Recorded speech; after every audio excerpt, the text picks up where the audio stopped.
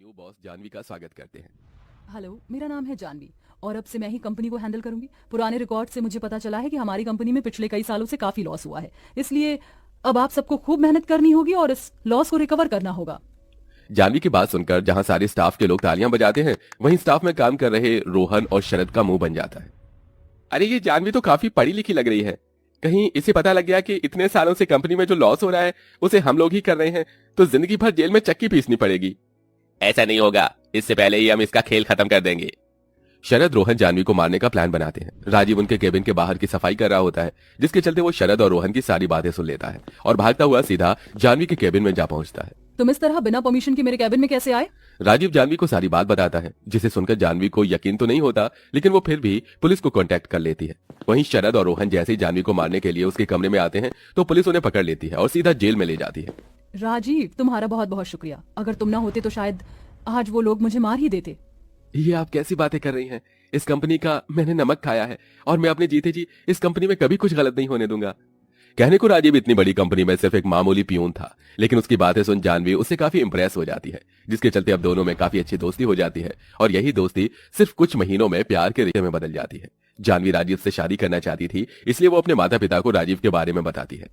जानवी, तुम्हारा दिमाग तो नहीं खराब हो गया? इतनी बड़ी कंपनी की बॉस होकर तुम एक पियून से शादी करना चाहती हो? लोग क्या कहेंगे? लोग क्या कहेंगे मुझे इससे कोई मतलब नहीं है। मैं राजीव से प्यार करती हूँ और उसी से ही शादी करूंगी। ठीक है, अगर यही तुम्हारा आखिरी फैसला है तो हमारा फैसला भी सुन लो। अगर तुम उस गरीब से रिश्ता जोड़ोगी तो तुम्हें हमसे सारे रिश्ते नाते खत्म करने होंगे। जानवी राजीव से बहुत प्यार करती थी, इसलिए वो अपने माँ बाप से सारे रिश्ते तोड़ देती है। वहीं मुकेश जानवी के सारे क्रेडिट कार्ड को भी ब्लॉक कर देता है। साथ ही साथ राजीव को भी कंपनी से निकाल देता है, जिसके बाद राजीव और जानवी मंदिर में शादी कर लेते हैं। शादी के बाद राजीव के माता पिता और बहन जानवी का घर में गृह प्रवेश करते हैं। क्या हुआ बहू, क्या देख रही है? ऐसे यही ना कि तेरा ससुराल इतना छोटा क्यों है? नहीं माँ जी, ऐसा नहीं है। घर तो रिश्ते और प्यार से बनता है। बड़ा घर होकर भी अगर उसमें प्यार और रिश्ते ना हो तो ऐसे घर का क्या फायदा? जानवी की बात सुन ससुराल वाले काफी खुश होते हैं, जिसके बाद जानवी की नंद उसे उसके कमरे में लेकर जाती है। जानवी को हमेशा से ही एसी में रहने की आदत थी, लेकिन उसके ससुराल में एक पंखा भी नहीं था, जिसके चलते रात भर जानवी गर्मी से परेशान होती रहती है। क्या हुआ जानवी, तुम अभी तक सोई नहीं? वो नई जगह है ना, इसलिए नींद नहीं आ रही। मैं जानता हूँ तुम्हें एसी में रहने की आदत है और यहाँ तो एक पंखा भी नहीं है। जानवी, मुझे माफ कर देना, मेरी वजह से तुम ठीक से सो भी नहीं पा रही हो। आप ऐसा क्यों बोल रहे हैं? धीरे धीरे मुझे इन सब की आदत हो जाएगी। आप ज्यादा परेशान मत हो। जानवी को गर्मी से इतना परेशान होता देख राजीव से देखा नहीं जाता, जिसके बाद राजीव रात भर जागकर जानवी को हाथ वाले पंखे से हवा करता रहता है, जिससे जानवी आराम से सो जाती है। सुबह होने के बाद जानवी उठकर तैयार होती है और अपनी पहली रसोई की रस्म के लिए जाती है। ये क्या? यहाँ तो ना ही गैस है और ना ही इंडक्शन। इसका मतलब मुझे मिट्टी के चूल्हे पर खाना बनाना होगा।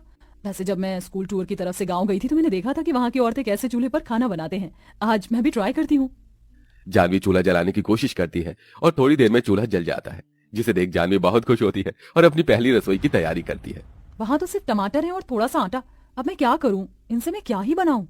जानवी काफी देर तक सोचती है कि तभी उसे आइडिया आता है और वो जल्दी से टमाटर की चटनी और गर्मा गर्म रोटी बनाकर तैयार कर देती है। जानवी के हाथ का खाना घर में सभी को काफी पसंद आता है। बहू, ऐसी टमाटर की चटनी तो मैं अभी नहीं बना पाती जैसे तूने बनाई है।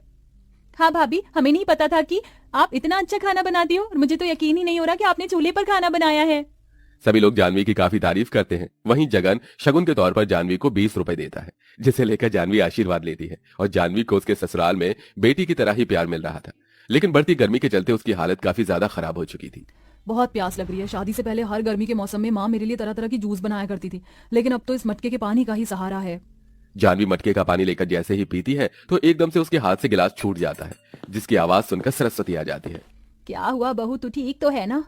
कुछ नहीं माँ जी, वो गर्मी की वजह से मटके का पानी भी गर्म हो गया था तो एकदम से गिलास छूट गया।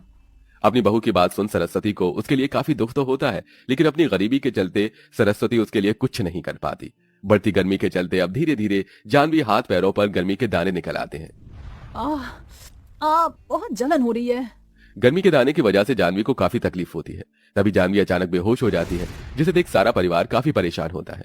राजीव जल्दी से डॉक्टर को बुलाता है। डॉक्टर के चेकअप करने पर घर में सबको पता चलता है कि जानवी पेट से है। जानवी के गर्भवती होने की खबर से सारा परिवार खुश हो जाता है। बहू, हम गर्भवती है। अब मैं भी तेरे साथ मजदूरी करूंगा ताकि हम सब बहू को अच्छे से ख्याल रखें। इस उम्र में भला आप काम करेंगे? आपको काम करने की कोई जरूरत नहीं है। मैं और राजीव मिलकर सब संभाल लेंगे। लेकिन कैसे बहू? माँ जी आपने ही तो कहा था ना कि मैं खाना अच्छा बनाती हूँ, तो मैं सोच रही थी कि मैं समोसे और पकौड़े की रेडी खोल लेती हूँ, ज्यादा मेहनत भी नहीं लगेगी और कमाई भी अच्छी खासी हो जाएगी। जानवी की बात सुन राजीव अपने दोस्तों से कुछ पैसे उधार मांग कर आता है। एक किराए पर ठेला लेकर जानवी को समोसे पकौड़े की रेडी खोल देता है और अब जानवी कड़ी धूप में समोसे बेचती है। इतनी गर्मी में गर्भवती अवस्था में खुद को इतना परेशान देख जानवी को अपने बीते कल की याद आने लगती है। बेटा थोड़ा सा और पी लो, पहले ही आपने इतने सारे फ्रूट्स खिला दिए और अभी जूस, ये सब तुम्हें गर्मी में हाइड्रेटेड रखेंगे। तुम्हें पता है ना कि गर्मी में तुम्हारी तबीयत कितनी जल्दी खराब होती है। अपने बीते पल को याद करते हुए जानवी की आंखों में आंसू आ जाते हैं। तभी उसके सामने से एक बड़ी सी गाड़ी गुजरती है। उस गाड़ी में कोई और नहीं बल्कि उसके माता पिता होते हैं। अपनी बेटी को गर्भवती हालत में धूप में समोसे बेचते हुए देख मुकेश और मेघना की आंखों में आंसू आ जाते हैं। ये हमारी बेटी की क्या हालत हो गई है। सुनिए जी, मुझे मेरी बेटी के पास ले चलिए, मैं उसे अब ऐसी तकलीफ में और नहीं देख सकती। अगले दिन होते ही मेघना और मुकेश सीधा जानवी के ससुराल पहुंचते हैं, जहां वो देखते हैं कि जानवी की सास और नंद जानवी के हाथ पैरों की मालिश कर रहे हैं। बहू तुझे इतनी धूप में समोसे बेचने की क्या जरूरत है, तू कहे तो मैं और राशि ये काम कर लेते हैं। माँ बिल्कुल ठीक कह रही है, आपने अपनी हालत देखी है। चलिए अब जल्दी से दूध पी लो, आपको फिर दवाई भी खानी है।